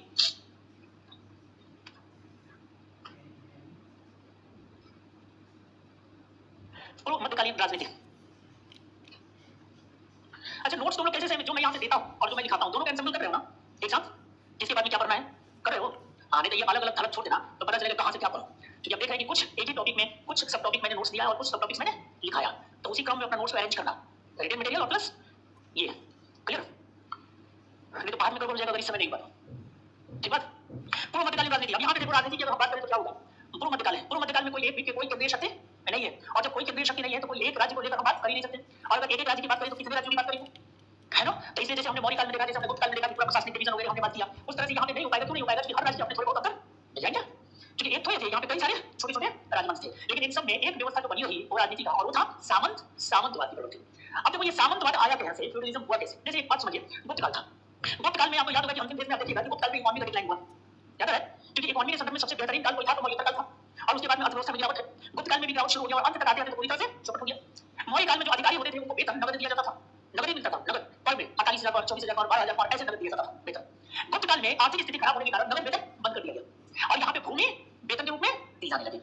अब मान लीजिए कि मैं कहीं का गवर्नर हूँ, सपोज प्रयागराज का गवर्नर, तो पहले प्रयागराज का शासन चलाने के लिए मुझे क्या मिलता था? सरकार की तरफ से पैसा। अब यहाँ पे मान लो ऐसा हो जाए, योगी सरकार ने हमें कह दिया कि काम कीजिए, आप प्रयागराज का प्रशासन चलाइए, और आपको पैसा नहीं, हम जमीन दे देते, और उस जमीन से जो इनकम होगा वो आपका सैलरी होगा। समझ में आ रही है? जमीन से जो इनकम होगा सैलरी होगा। यही हो गया ना भूमि देना, और भूमि कई रूप से पहले से भी चला आ रहा था, जैसे दान के रूप में भूमि दिया जाता था, तो भू अनुदान अलग है, और इस समय जो दिया गया उसका कैरेक्टर अलग है। भू अनुदान जब किसी को दिया जाता था, यानी बौद्धों को या ब्राह्मणों को या जैनों को, किसी को भी, तो जैसे मान लीजिए आप बौद्ध भिक्षु हैं, मैंने आपको भूमि अनुदान में दे दिया कि ये प्रयागराज के बगल में एक झूसी है, क्या नाम है झूसी नाम है? हाँ, जो भी हो कोई भी जगह है ना, सुविधागंज को दे देता हूँ, तुम जाओ सुविधागंज देखो, है ना? सुविधागंज की भूमि आपको दे दिया मैंने अनुदान, तो अनुदान का मतलब ये हुआ कि वहां से राजस्व हम इस्तेमाल करेंगे, लेकिन वहां का प्रशासन सरकार देखेगी। जो भूमि अनुदान की बात की जा रही है, जो पहले से चली आ रही थी कि कहीं भी अगर आपको मैंने अनुदान दिया तो वहां खाली इनकम आपका होगा, अदरवाइज वहां का प्रशासन सरकार देखेगी, तो यहाँ पे कोई दिक्कत नहीं होगा। गुप्त काल में आकर ये कर दिया गया कि वहां का राजस्व भी आप वसूलिए, इनकम अपने पास रखिए, और वहां का प्रशासनिक जिम्मेदारी भी आप देखिए, सामाजिक, राजनीतिक, आर्थिक सभी स्थिति आपको देखना है। तो सभी अधिकारों से युक्त जो भूमि दी गई और जिसको दिया गया उसी को सामंत कहा गया। तो सामंतों के पास में खाली भूमि नहीं था, सामंतों के पास में भूमि के साथ साथ अधिकार, यानी जब भूमि अनुदान में कम समस्त अधिकारों को जोड़ दिया गया तो उसी व्यवस्था को सामंतवादी व्यवस्था कहा गया। और सामंतवादी व्यवस्था को तो मैंने आपको इसी कारण से बताया कि गुप्त काल के शासक निरंकुश तो है, लेकिन मौर्यों की अपेक्षा कमजोर है। क्यों? क्योंकि उनको निर्भर किसपे रहना है? सामंत पे। अब जैसे आप मान, मैं गुप्त शासक हूं, आपको सुबेदारगंज का सामंत बना दिया, आपको झूसी का सामंत बना दिया, आपको यहाँ कहीं कहीं के सामंत बना दिया, और उस इलाके में आपको प्रशासन कर दिया, आप देखिए, तो देखिएगा तो वहां से सेना रखना होगा ना, तो मैंने कहा कि आप सेना रखिए, और वहां से जो इनकम होगा अपना सेना और अपना खर्चा अपना रखिए। देखिए, तो आपके पास में सेना, तो सब किसी के पास में अगर सेना रहने लगा तो ऐसे में केंद्रीय सेना कमजोर पड़ेगी, संख्या भी कम हो जाएगा, क्योंकि मैं अपना खर्चा बचाने का प्रयास कर रहा हूँ, क्योंकि मेरा खर्चा बच जाए और सारा लोग किसके आ जाए? आपके। अब सेना आप रखिए, प्रशिक्षण आप दीजिए, सैलरी आप दीजिए, और मैं चुपचाप आराम से राजा बनकर बैठा। क्यों? आप पे भरोसा है कि जब कोई हमला होगा एक बार आदेश दूंगा, सामंत की सेना लेकर आ जाएगी हमारे साथ युद्ध करने के लिए। ये तब तक तो ठीक रहेगा जब तक कि मजबूत शासक रहेगा, लेकिन जैसे केंद्र का शासक कमजोर होगा तो सामंत मनमानी भी करेंगे, बार्गेनिंग भी करेंगे, है कराएगी, बोलेगी उसमें हाथ हो जाऊंगा लेकिन ये बगल वाला भूमि दे दीजिए, जितना दिया है उसमें काम नहीं चल रहा है, तो बाकी हिम्मत नहीं है। यानी आप अपनी हमारी मजबूरी का फायदा उठाएंगे और अपनी मनमाना डिमांड हमसे पूरा करवा लेंगे। और कई बार हम अगर कमजोर होते हैं और आपको पता है कि चाहे कुछ नहीं कर पाएंगे तो मेरे खिलाफ विद्रोह भी कर देंगे। राजा के खिलाफ किसी ने विद्रोह किया तो मुझे परेशान करने के लिए आप मेरे शत्रुओं को संरक्षण भी दे देंगे। तो बताइए राजा इसका सीधा मतलब हुआ कि नहीं कमजोर हो रहा है। तो इस व्यवस्था इस समय यही है कि इस समय आप देखिएगा कि राजनीति बहुत बेकार हो जाएगी, सामंती होने के कारण कमजोर हो जाएगा। और जब कमजोर होगा तो इस समय विदेशी आक्रमण हो जाएंगे, क्या हो जाएंगे ना? बस समझ देखिए तो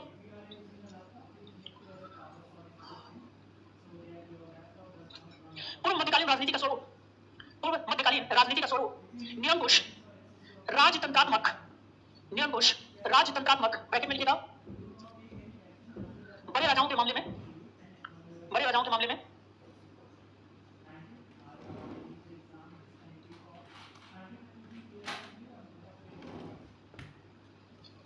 तथा सामंतवादी था। सामंतवादी मैंने ब्रैकेट में इसे लिखवा दिया, बड़े राजाओं के संदर्भ में से बात हो रही है ना, तथा सामंतवादी था। इस काल में राजनीति में सामंतवाद, इस काल में राजनीति में सामंतवाद एक प्रमुख विशेषता के रूप में सामने आई। राजनीति में सामंतवाद एक प्रमुख विशेषता के रूप में सामने आई। पैराग्राफ चेंज करके राजपूतों की राजनीतिक संरचना, राजपूतों की राजनीतिक संरचना मूलतः सामंती तत्वों पर आधारित थी, मूलतः सामंती तत्वों पर आधारित थी। इस व्यवस्था के तहत राजा, इस व्यवस्था के तहत राजा विभिन्न वर्गों,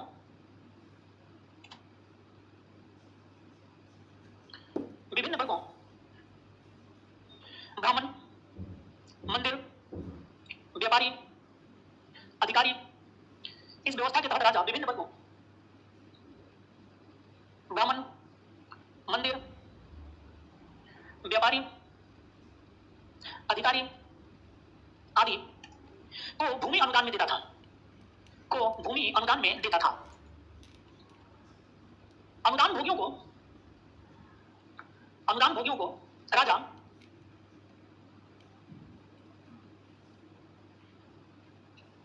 भूमि के साथ साथ कानूनी, न्यायिक तथा राजस्व वसूली के अधिकार भी देता था। इन अनुदान भोगियों को राजा भूमि के साथ साथ कानूनी, न्यायिक तथा राजस्व वसूली के अधिकार भी देता था। इस व्यवस्था की शुरुआत प्रारंभ में, इस व्यवस्था की शुरुआत प्रारंभ में कृषि के विकास तथा प्रशासनिक विकेंद्रीकरण के लिए किया गया था। प्रशासनिक विकेंद्रीकरण के लिए किया गया था, प्रशासनिक विकेंद्रीकरण के लिए किया गया था। अनुदान भोगी ब्रैकेट में सामंत, अनुदान भोगी समय समय पर राज्य को नजराना ब्रैकेट में भेंट, नजराना, नजराना, सैनिक सहयोग आदि भी दिया करते थे, सैनिक सहयोग आदि भी दिया करते थे। प्रारंभ में तो यह व्यवस्था ठीक रही, प्रारंभ में तो यह व्यवस्था ठीक रही, लेकिन बाद में इसमें गंभीर दोष आ गए, तथा बाद में इसमें गंभीर दोष आ गए। सामंत कई बार केंद्रीय सत्ता के खिलाफ, सामंत कई बार केंद्रीय सत्ता के खिलाफ विद्रोह कर देते थे, केंद्रीय सत्ता के खिलाफ विद्रोह कर देते थे। राजा के शत्रुओं की सहायता करते थे, राजा के शत्रुओं की सहायता करते थे, राजा के शत्रुओं की सहायता करते थे, या केंद्रीय सत्ता के कमजोर पड़ने पर, या केंद्रीय सत्ता के कमजोर पड़ने पर, या केंद्रीय सत्ता के कमजोर पड़ने पर स्वयं को संप्रभु शासक घोषित कर देते थे, स्वयं को संप्रभु शासक घोषित कर देते थे। समझ गए? इस सामंतवादी पद्धति के कारण, इस सामंतवादी पद्धति के कारण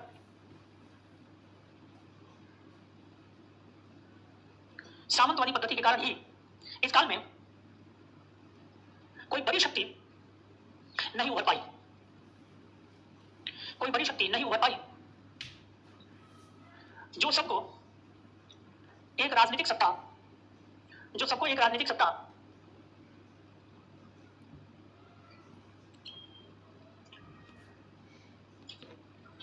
अंतर्गत ला सके, राजनीतिक सत्ता के अंतर्गत ला सके। राजनीति में सामंतों का बोलबाला था, राजनीति में सामंतों का बोलबाला था। कई मामलों में सामंतों के नीचे, कई मामलों में सामंतों के नीचे सामंतों, सामंतों के नीचे सामंत, इसको उप सामंतीकरण कहा जाता है। ब्रैकेट में लिखिएगा उप सामंतीकरण, सामंतों के नीचे सामंत। कई मामलों में सामंतों के नीचे सामंत, ब्रैकेट में उप सामंतीकरण के उदाहरण प्राप्त होते हैं। यही कारण है कि इस काल को सामंतवादी काल भी कहा जाता है, सामंतवादी काल भी कहा जाता है। अब इधर देखिएगा, जैसे अगर प्राचीन भारत में इस सामंतवादी व्यवस्था को छोड़ दिया जाए तो जो बेसिक स्ट्रक्चर था वो कैसे था, कुछ इस प्रकार से बनता था, ठीक है। और यहां पे जो होता था वो कौन होता था, किंग होता था, राजा होता था। और एकदम नीचे आप आइएगा तो ये बेसिकली प्रजा है ना। और राजा के पास में कई सारी शक्तियां थी, राजनीतिक, याद है कुछ, प्रशासनिक, न्यायिक, ये सभी शक्तियां इसके हाथ में थी। और तब यहाँ पे बीच में आइएगा तो कुछ अधिकारी होते थे जो इसी के पद थे, और तब यहाँ से राजा डायरेक्ट प्रजा से शासन करता था। लेकिन अब जैसे यहाँ पे जब हम आते हैं पूर्व मध्यकाल में, तो यहाँ भी सबसे ऊपर राजा ही है, ठीक है। लेकिन राजा ने अपने अधीन कुछ बिचौलियों को ला दिया, है ना, जिसको सामंत कहा गया। और सामंत कहने का मतलब खाली व्यक्ति मत समझिएगा, राजा का सामंत ब्राह्मण भी होगा, मंदिर भी होंगे, व्यापारी भी होंगे और अधिकारी भी होंगे। तो यही क्या हो गया था, बिचौलिया या सामंत हो गया, क्लियर बात, ये सामंत हो गया। और इसी के पास में क्या था, इसके पास में समस्त अधिकार था। और कौन अधिकार था, जो राजा के पास था। इसने किसको ट्रांसफर कर दिया, इनको कर दिया। और इनको दे दिया इन लोगों को राजनीतिक, प्रशासनिक, न्यायिक अधिकारों से लैश कर दिया, ठीक है इनको। और अब इनके नीचे यहाँ पे आप देखिएगा तो क्या हो गया, ये सब प्रजा हो गया। और ये लोग अब यहाँ पे शासन करने लगे। तो अब प्रजा और राजा के बीच में एक बिचौलिया बन गया जिसको सामंत कहा गया। और सामंत के पद पे ब्राह्मण भी हो सकते हैं, सामंत के पद पे मंदिर भी, सामंत के पद पे व्यापारी भी, सामंत के पद पे अधिकारी भी, कोई भी हो सकता है। तो तमाम अधिकार, अब देखो यहाँ पे इनडायरेक्ट शासन हुआ, नहीं हुआ, जबकि वहां पे क्या था, वो सारे अधिकार राजा के पास था और राजा अपने अधिकारियों को आदेश देकर शासन करता था। अब यहाँ पे अधिकार दे दिया और अधिकार कौन करेगा, शासन कौन कर रहा है। तो अब क्या बताना कि जनता और इनके बीच में रिलेशन मजबूत होगा, राजा के बीच में सामंत। तो जहां जनता के साथ में जो डायरेक्ट जुड़ा रहेगा वही पावरफुल होगा ना, चाहे वो राजतंत्र हो, चाहे प्रजातंत्र हो, चाहे आज भी हो।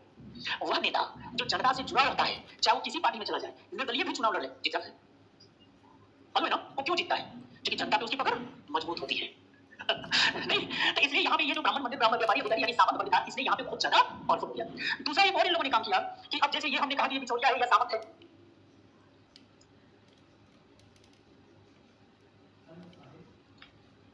यही ना है बेसिकली बड़े सामंत, बड़े सामंत जिनको ठीक राजा से। और आप जानते हैं कि सामंतवादी व्यवस्था में भी बेचा भी जाता है, उसके अधीन भी सामंत होते हैं। तो बड़े सामंत से मंदिर घोषित कर दिया गया। अब मंदिर थोड़ी जाएगा राजस्व वसूलने, तो मंदिर के जो ट्रस्टी बेसिकली वही है, तो उन्होंने अपने नीचे एक उप सामंत नियुक्त कर दिया। नहीं, तो उप सामंत नीचे नियुक्त हो जाएगा, तो इसके नीचे आप आएंगे तो एक वर्ग यहाँ भी दिखाई देगा, क्लियर बात। और ये कहेंगे मध्यम सामंत। और कई बार इनके नीचे भी एक होगा जिनको कहा जाएगा छोटा सामंत, छोटा डॉन है ये, और नीचे पर से प्रजा। तो अब देखो ये बड़े सामंत, मध्यम सामंत और ये सामंत, इन्हीं को कहा जाता है इस प्रोसेस को उप सामंतीकरण, यानी सामंतों के नीचे सामंत। तो इस व्यवस्था को उप सामंतीकरण कहा जाता है।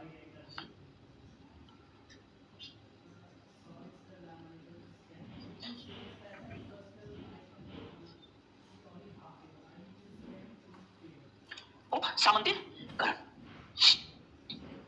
ये जितना मैंने लिखा है वो सब ये बना लीजिए, सोचो इसको यहां लिख लीजिएगा, प्राचीन व्यवस्था, और इसको लिख लीजिएगा मध्यकालीन व्यवस्था।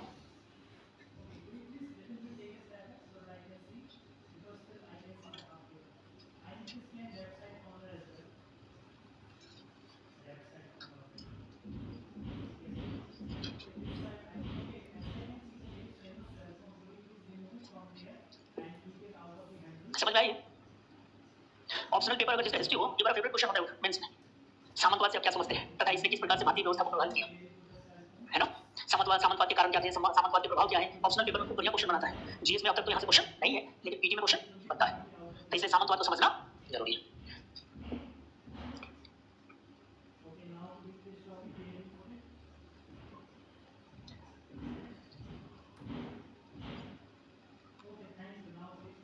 क्या क्या मेंस में क्वेश्चन था, है पेपर लाओ।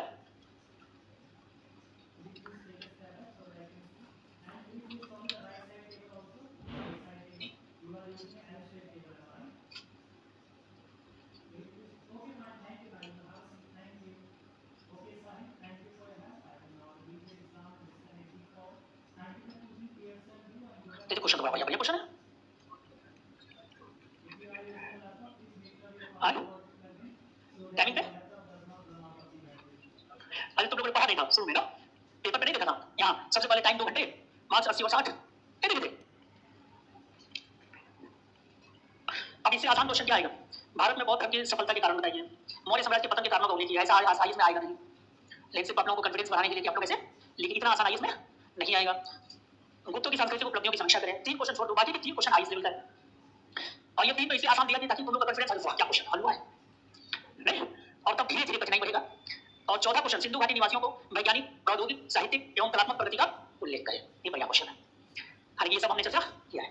उत्तर वैदिक काल में राजकीय अधिकारों एवं राज्य के प्रशासनिक षड्यंत्र नहीं है, ये तंत्र है, तंत्रों में कौन कौन से परिवर्तन किए, यानी सिंपल पूछा है, राजकीय अधिकार यानी पॉलिटिकल, ऋग्वैदिक काल, उत्तर वैदिक काल की राजनीतिक प्रशासनिक अंतर पूछा है, और बौद्ध धर्म वैदिक कर्मकांड के विरुद्ध प्रतिक्रिया तथा उपनिषदों द्वारा प्रारंभ किए गए सुधार आंदोलन का तार्किक प्रतिक्रिया। इसमें 6 नंबर।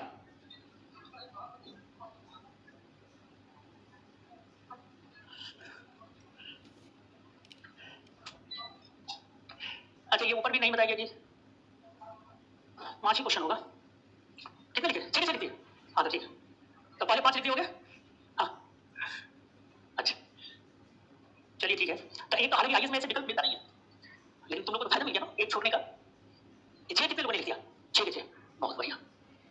हालांकि आपकी गलती नहीं है, गलती पेपर की, उसमें क्लियरली मेंशन लिखना चाहिए था कि किसी 5 या 5 ही देना चाहिए था।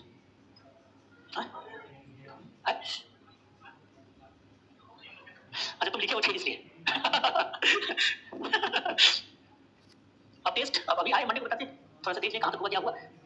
अब मैं कल आपको कल नहीं परसों बताता हूँ, हाँ कल क्लास है, कल क्लास है, संडे है, संडे को क्लास है, टाइमिंग ये रहेगा 8 बजे, कल खिलाऊंगा खाने के चक्कर में साहब सामंतवाद के उदय के कारण,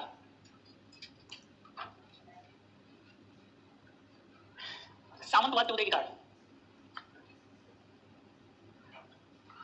वैसे भी आप लोग का बैच बहुत लेट चल रहा है, नहीं कोई टॉपिक भगाया नहीं, एकदम प्रेम प्रेम से धीरे धीरे लेकर चला, बताओ अगर भगाया रहता ना तो अब तक ऐसे मेडिवल सब निपटा गया होता लेकिन हाँ नहीं तो ऐसे तुम लोग घबराना मत, नहीं तो वो तो खत्म करना तो हम लोग के हाथ में बाएं हाथ का काम होता है, बस समझ रहे हो ना, तो इसलिए कोई बात नहीं, सब तुम लोग 25 वाले हो ना, इस बार तो कोई देने वाला है नहीं, सब 25 वाले है ना, इस बार दे रहे हो, इस बार दे तब भी चलेगा इसी चाल में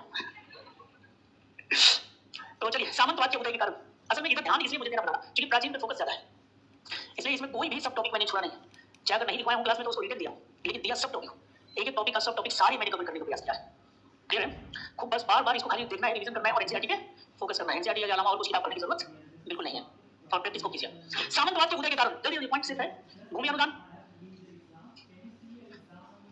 भूमि अनुदान दिया जाना, मुद्रा व्यवस्था का पतन,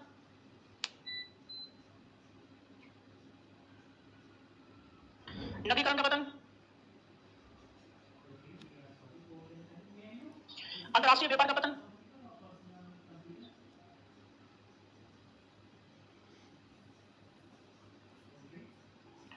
शक्तियों का हस्तांतरण,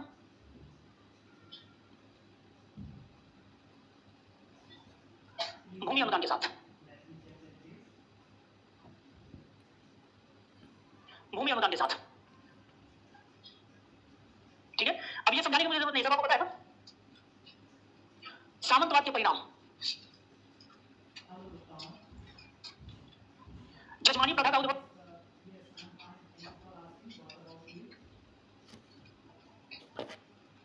जजमानी प्रथा में एक लाइन लिख लीजिएगा, गांवों में सामंतों के आगे पीछे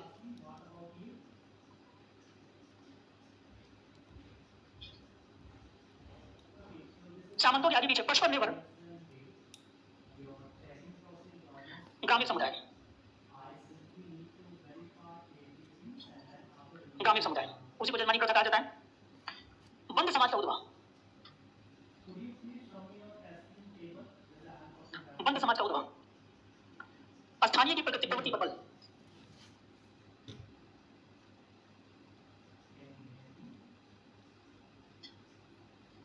नवीकरण का पतन, नवीकरण का पतन,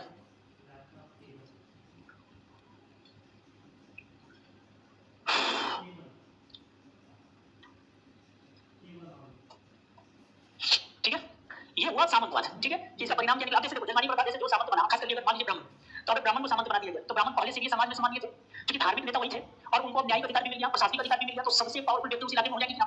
तो पहले भी जब ब्राह्मण देवता अपने गांव में आते थे तो सब ब्राह्मण देवता की जय जयकार होता था, आगे पीछे लोग, और अब तो और होगा ना, क्योंकि धार्मिक प्रमुख ही नहीं, आपके राजनीतिक प्रमुख भी है, प्रशासनिक प्रमुख भी है, सारे प्रमुख है, तो जो पीछे पीछे लोग चलेंगे और महाराज की जय, ब्राह्मण देवता की जय, वो सब क्या है? जजमान। तो उसी को कहा गया जजमानी व्यवस्था की एक शुरुआत होगी, क्योंकि उन सब का अस्तित्व उसी के ऊपर निर्भर होगा। क्लियर बात है? सामंत के ऊपर।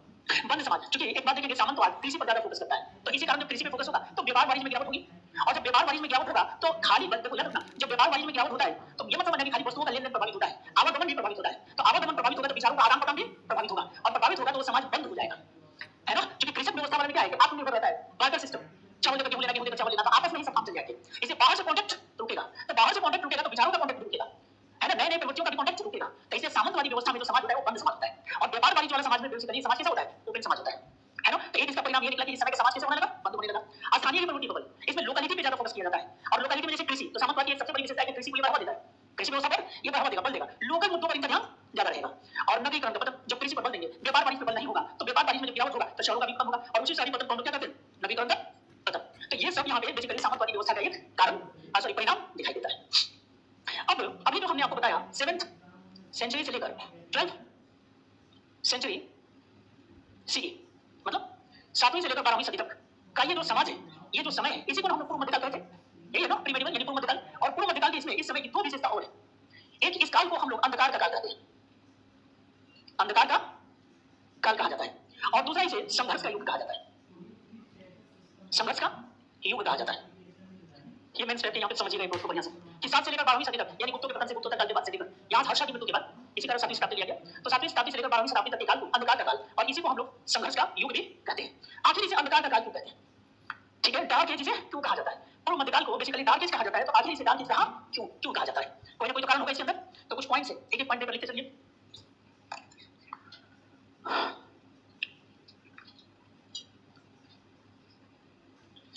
इस काल को अंधकार का काल कहा जाता है क्योंकि, पहला पॉइंट पॉइंट देकर लिखिएगा, इस काल को अंधकार का काल कहा जाता है क्योंकि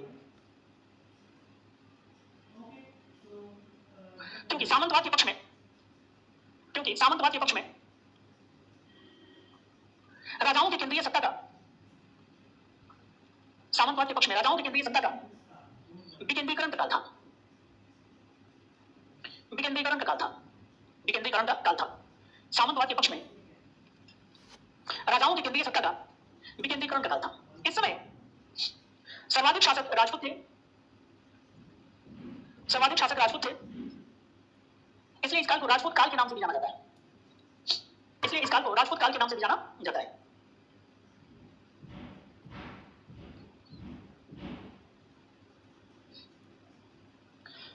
तो अगर राजनीतिक रूप से देखा जाए तो ये विकेंद्रीकरण का काल है, विकेंद्रीकरण का काल है, माने कोई भी केंद्रीय सत्ता मौजूद नहीं है, इसी कारण इसको राजनीतिक आधार पर डाके कहा जाता है, कि कोई मजबूत केंद्रीय सत्ता नहीं है, राजनीतिक रूप से अंधकार का काल। दूसरा पॉइंट, इस काल को विमोदीकरण का काल भी कहा जाता है, इस काल को विमोदीकरण का काल भी कहा जाता है।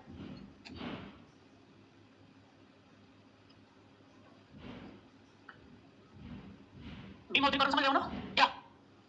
कॉइन्स का स्कार्सिटी हो जाना, सिक्कों की कमी होना, लिखिए, विमोदीकरण का काल भी कहा जाता है। इसकी जानकारी फाहियान देता है, फाहियान देता है। चंद्रगुप्त द्वितीय विक्रमादित्य, चंद्रगुप्त द्वितीय विक्रमादित्य के शासनकाल में आए, चंद्रगुप्त द्वितीय विक्रमादित्य के शासनकाल में आए फाहियान,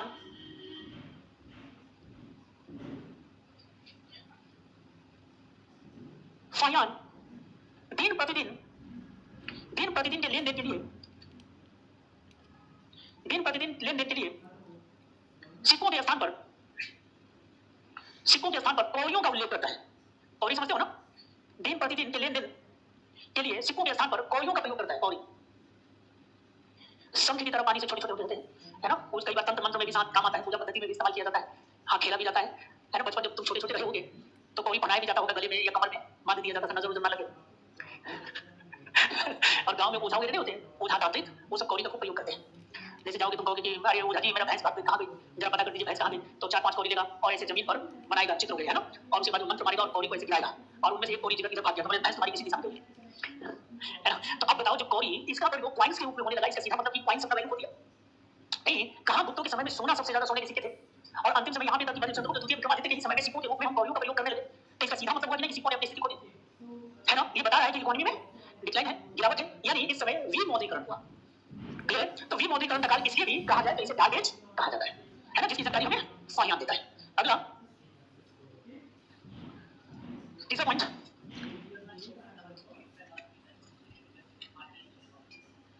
नहीं है ना, काला धन इसलिए नहीं इस पे मानेंगे क्योंकि इस समय इकोनॉमी में गिरावट है और दूर वाला व्यापार प्रभावित हुआ है। तो जब मिलावटी सिक्के, जैसे गुप्तों ने सबसे ज्यादा सोने के सिक्के जारी किए, लेकिन कैसा किया, मिलावटी किया। तो जब खोटे सिक्के आ रहा है, इसका सीधा मतलब सोने की स्कर्स भी है ना, उत्पादन प्रभावित हुआ है, नहीं उत्पादन प्रभावित है, तो इसलिए यहाँ पे कहे। आगे लिखिए विनवीकरण,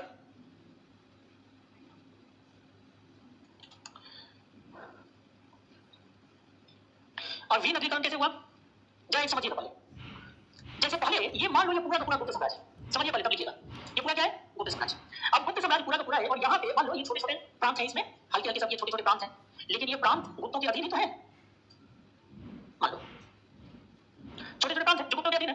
तो इसलिए यहाँ पे कोई ट्रेडर है, अगर कोई वस्तु यहाँ पे बेच रहा है तो ये ट्रेडर यहाँ भी कहीं भी जाकर बेच सकता था, क्योंकि ट्रेडर के लिए हुकूमत थे।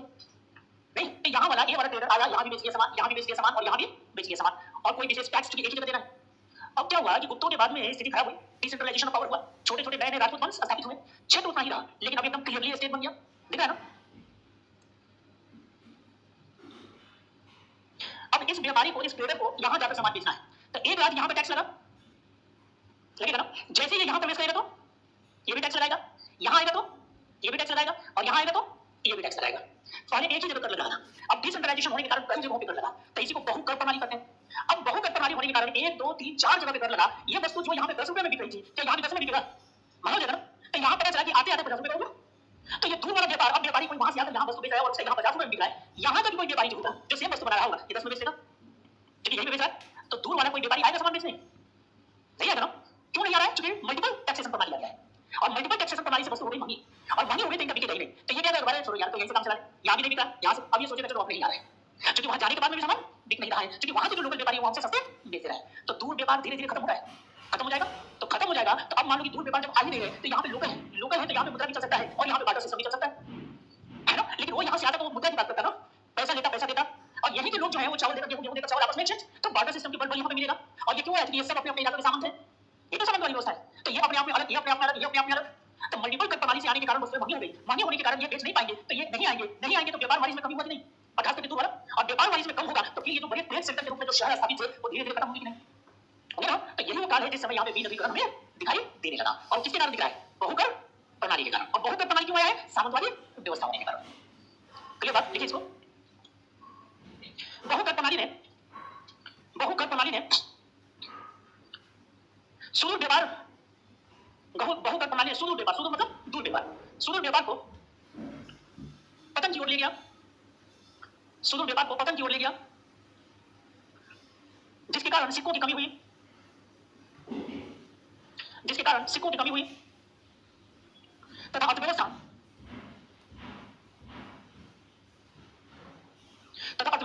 कृषक स्वरूप धारण कर लिया,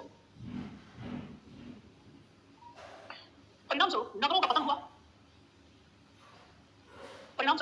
हुआ, अर्थात विनवीकरण हुआ,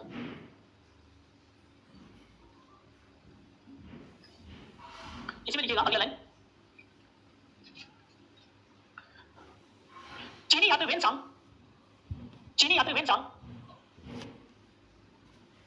कन्नौज और थानेश्वर,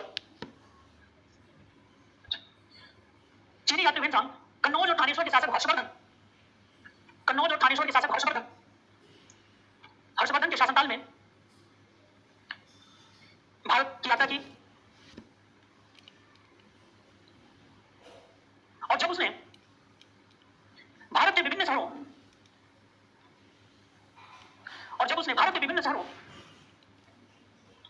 जो गौतम बुद्ध के जीवन से संबंधित थे, की यात्रा की, तो उसने पाया कि वे शहर टूटे फूटे अवस्था या जीर्ण शीर्ण अवस्था में थे, तो उसने पाया कि वे शहर जीर्ण शीर्ण अवस्था मतलब माने खंडहर रूप में, है ना, जीर्ण शीर्ण अवस्था में थे। तो अब ये भी बताया जो उस समय गौतम बुद्ध से संबंधित जितने नगर थे, जब वैंसांग आता है तो आने के बाद में इसने बुद्ध से जीवन से संबंधित तमाम स्थलों की यात्रा की, और जब उन स्थलों पे गया तो देखा कि वो स्थल जो इतना बढ़िया पहले कभी चर्चा में थे, सब कैसी अवस्था में है, जीर्ण शीर्ण अवस्था में, सड़े गले हालत में है। नहीं तो ये भी इसका स्टेटमेंट बता रहा है कि ना कि इस समय तक नगरों का पतन हो रहा था या होने लगा था या हो चुका था, है ना।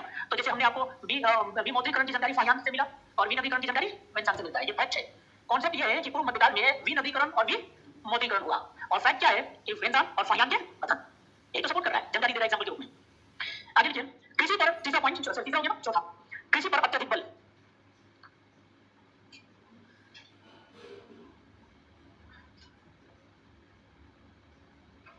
कृषि पर अत्यधिक बल, अभी मैंने बताया जब कृषि, जब व्यापार वाणिज्य प्रभावित होगा तो बल कहां जाएगा, कृषि पर। क्योंकि शहर के जो लोग, जब उनको काम नहीं मिलेगा, शहर बर्बाद होगा तो कहां भाग कर जाएंगे, गांव। तो गांव में जब जाएंगे तो गांव पे कृषि पे दबाव बढ़ेगा, बल पड़ेगा ना, दबाव पड़ेगा। क्योंकि अब तक जो पहले खेती करने वाले 4 लोग थे और शहर से आसानी 5 हो गए, अब वही खेती जो 4 लोग करते थे अब 9 लोग कर रहे हैं, तो 4 से होने वाली खेती 9 से हुआ है तो 5% बेरोजगार हुए। ना कि जिनकी जरूरत नहीं है लेकिन फिर भी काम में लगे पड़े हैं, तो यही तो कृषि पे दबाव हुआ था। इस समय ऐसा हुआ कि कृषि पर दबाव ज्यादा पड़ा। देखिए इस समय व्यापार वाणिज्य के पतन होने के कारण कृषि पर दबाव पड़ा, कृषि पर दबाव पड़ा। गुजरात के लाट क्षेत्र, गुजरात के लाट क्षेत्र से रेशम बुनकरों का एक दल, गुजरात के लाट क्षेत्र से रेशम बुनकरों का एक दल पलायन करके मालवा के मंदसौर चला गया, मालवा के मंदसौर चला गया और वहां अलग व्यवसाय अपना लिया, और वहां एक अलग व्यवसाय अपना लिया, ठीक है, अलग व्यवसाय अपना लिया। इससे पता चल रहा है कि इसका मतलब लोग अपना प्रोफेशन छोड़कर दूसरा अपना रहे हैं, सीधा मतलब है कि व्यापार में गिरावट है। अगला पॉइंट, सामाजिक जीवन। अगर इसी को मैं करूं, अगर थोड़ा सा और दिमाग लगाइए तो ये एक और ये एक और ये एक, क्या हो गया, ये पॉलिटिकल कंडीशन हो गया, ये इकोनॉमिकल कंडीशन हो गया और ये सोशल कंडीशन हुआ। तो अगर पूछा जाए कि पूर्व मध्यकाल एक अंधकार का काल था, स्पष्ट करें, तो इन्हीं 3 क्षेत्रों में दिखाना है आपको, राजनीतिक, आर्थिक और सामाजिक, ठीक है। तो इसमें बता देंगे तो आदेश हो जाएगा। सामाजिक में लिखिएगा, आर्थिक स्थिरता और नए विचारों के प्रभाव, आर्थिक स्थिरता और नए विचारों के प्रभाव के अभाव के कारण पूर्व मध्यकालीन समाज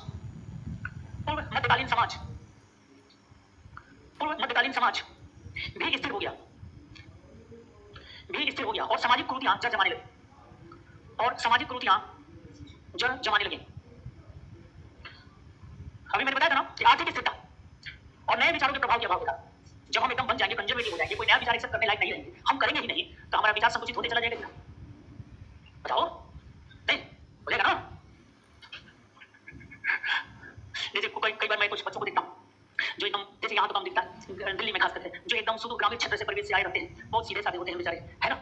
सीधा तो नहीं होता, बहुत बदमाश होता है, लेकिन असल में चकाचौंध में कभी रहा नहीं, तो शुरू में आएगा तो मैंने देखा कि जहाँ जिधर लड़कियां बैठेंगी उधर से काफी दूर होकर जाकर बैठेगा, है ना। अगर बोला भी जाएगा कि दरवाजे पर ना शर्माइए, ऐसा जैसे मतलब समझ लो कि मतलब कहता है कि वो कोई राक्षस है, आते ही उनको खा जाएगा, बर्बाद कर देगा। नहीं, अब जितना दूरी बनाओगे, जितना दूरी मेंटेन करोगे, इसका मतलब कि उस कम्युनिटी के प्रति या तो तुम्हारे अंदर है या फिर तुम उसे दूसरे नजरिए से देख रहे हो, तो ये ना कोई बात नहीं। इसलिए जब तक भूलेंगे मिलेंगे नहीं, जब तक फ्रेंडशिप नहीं करेंगे, जब तक दोस्ती नहीं करेंगे, तब तक एक दूसरे के विचारों को नहीं जानेंगे, और जब तक एक दूसरे के विचारों को नहीं जानेंगे तब तक उससे सतर्कता और नहीं हो सकते। क्लियर है? सिर्फ एक सुनी सुनाई बातों पर एक कंक्रीट विचार पाल लिया कि ये करने से ये होता है, कैसे होता है, सुना है, बस समझ ना, तो सुने सुना अच्छा सुना था। यहाँ पे इसलिए मैं आपको गाँव में बड़े बुजुर्ग क्या करते हैं कि या तो पढ़ाओ और नहीं तो शहर में बसाओ।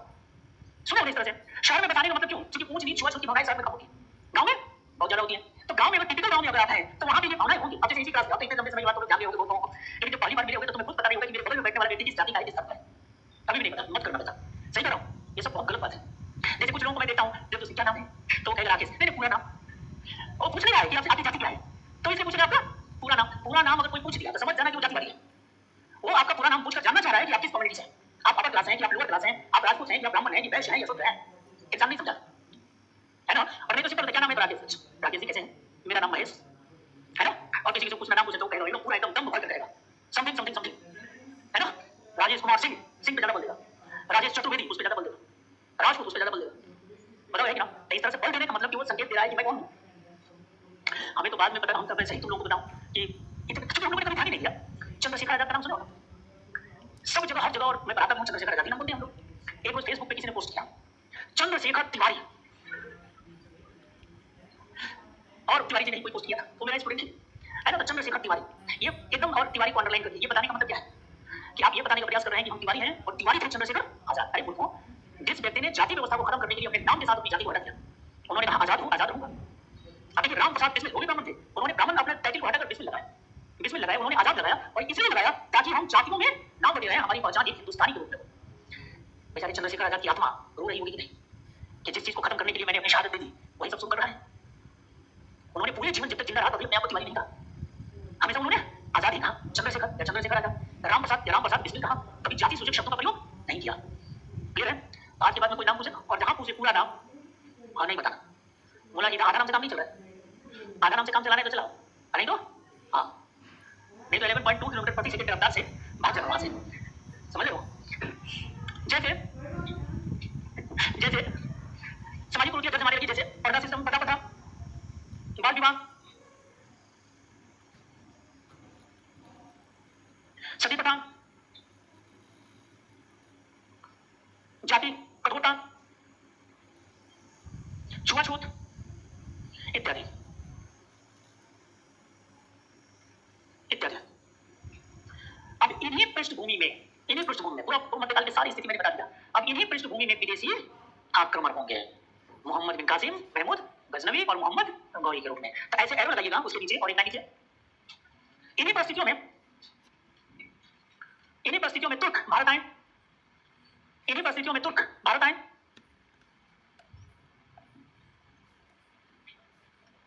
तुर्क भारत आए और उन लोगों ने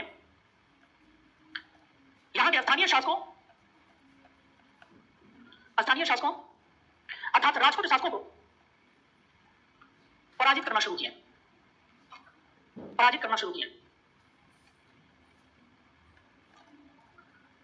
और अंततः उत्तर भारत का राजनीतिक एकीकरण किया। किसने? तुर्कों ने। और उत्तर भारत का राजनीतिक एकीकरण किया, और इस राजनीतिक एकीकरण से एक समान कराधान प्रणाली को बल मिला, जो खत्म हो गया था। तो जब यूनिफिकेशन ऑफ इंडिया होगा, नॉर्थ इंडिया होगा, तो पूरे नॉर्थ इंडिया में एक राजा होगा, तो फिर मल्टीपल टैक्सेशन सिस्टम खत्म हो जाएगा और सिंगल टैक्सेशन सिस्टम लागू होगा। अब यही दिमाग लगाना, जब सिंगल टैक्सेशन सिस्टम आएगा तो फिर से व्यापार बढ़ जाएगा, और जब व्यापार बढ़ेगा तो मौद्रीकरण हो जाएगा, मौद्रीकरण रहेगा नवीकरण हो जाएगा। तो फिर पहले वाली स्थिति में, और जैसे अब नवीकरण होगा तो उसको हम कहेंगे तृतीय नवीकरण। लिखिएगा, एक समान कराधान प्रणाली को बल मिला, परिणाम स्वरूप सुदूर व्यापार फिर से शुरू हुआ, मौद्रीकरण को बल मिला, सुदूर व्यापार फिर से शुरू हुआ, मौद्रीकरण को बल मिला।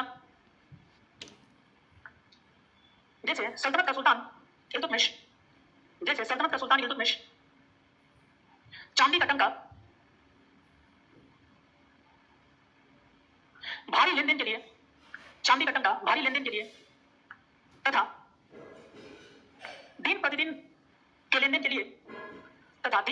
लेनदेन के लिए तांबे का जीतल चलाया।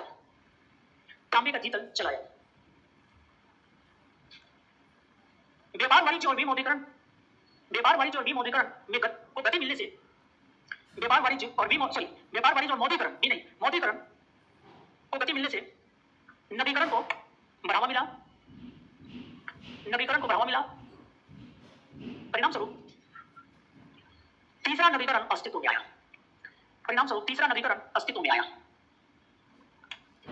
और कैसे? थोड़ा सा कासिम, महमूद गजनवी और मोहम्मद गौरी। और क्लास के यहाँ नीचे जाकर मटेरियल मिलेगा, ले लीजिएगा, दिल्ली सल्तनत का मटेरियल ले लीजिएगा।